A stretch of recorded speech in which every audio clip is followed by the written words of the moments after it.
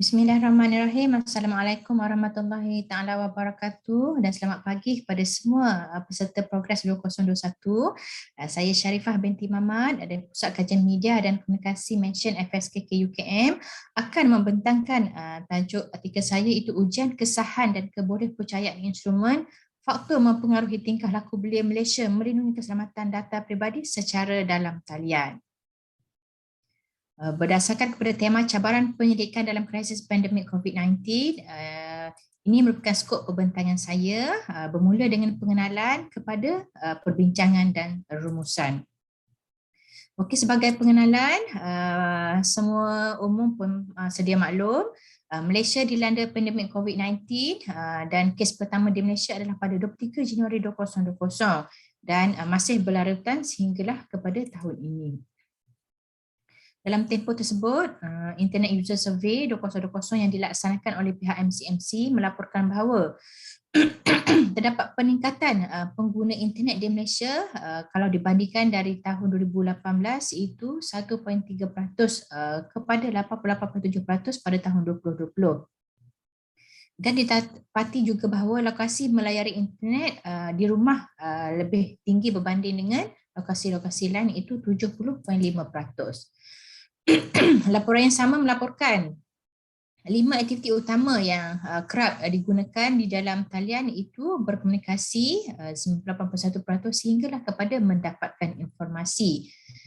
Dan daripada tersebut 47% merasakan rasa selamat melakukan aktiviti secara dalam talian dan keyakinan terhadap keselamatan data peribadi dipelihara oleh institusi kerajaan mencatat 50.4% berbanding dengan syarikat pembekal dan juga badan bukan kerajaan. Okey, kajian ini menggunakan dua teori itu, Theory of Planned Behaviour yang diperkenalkan Edgerton 1991 dan juga Decompose Planned Behaviour DTPB yang diperkenalkan oleh Taylor and Todds pada 1995.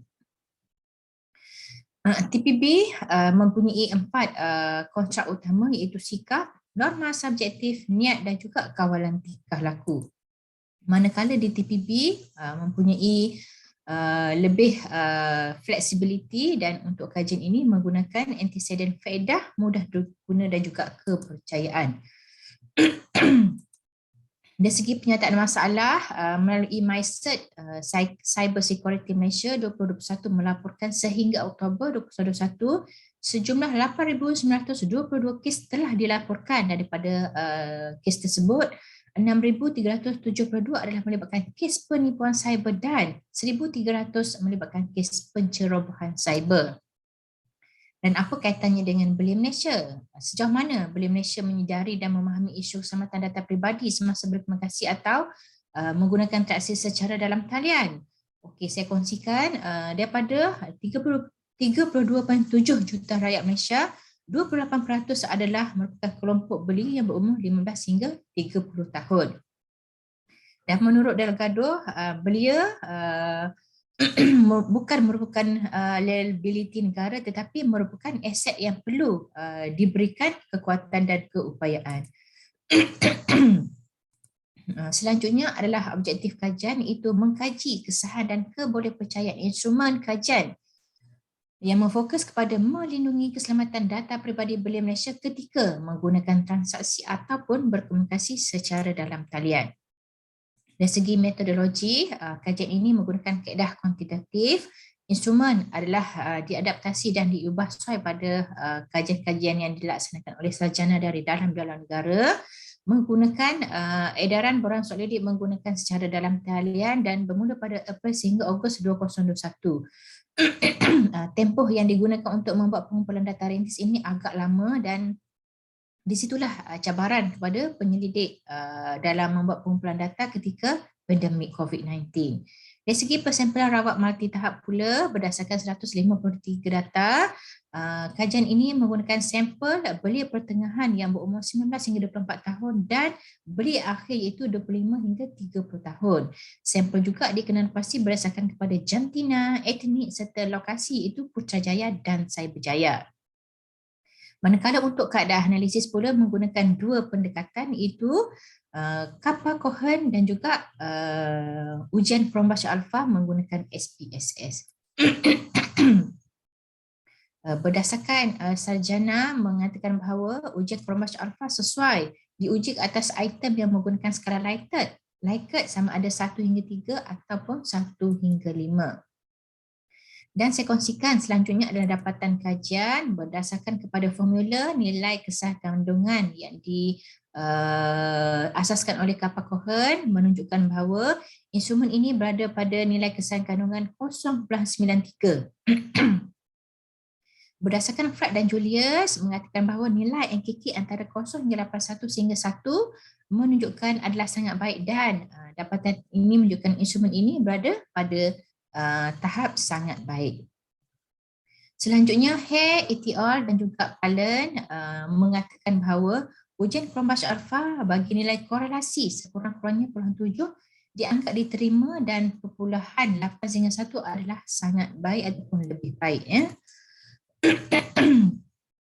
Dapatan ini menunjukkan bahawa 4 pemboleh ubah iaitu sikap, norma subjektif, kawalan tingkah laku dan niat berada pada paras 0.7 sehingga 0.8 ke atas dan menunjukkan nilai ini boleh diterima untuk kajian ini diaplikasikan.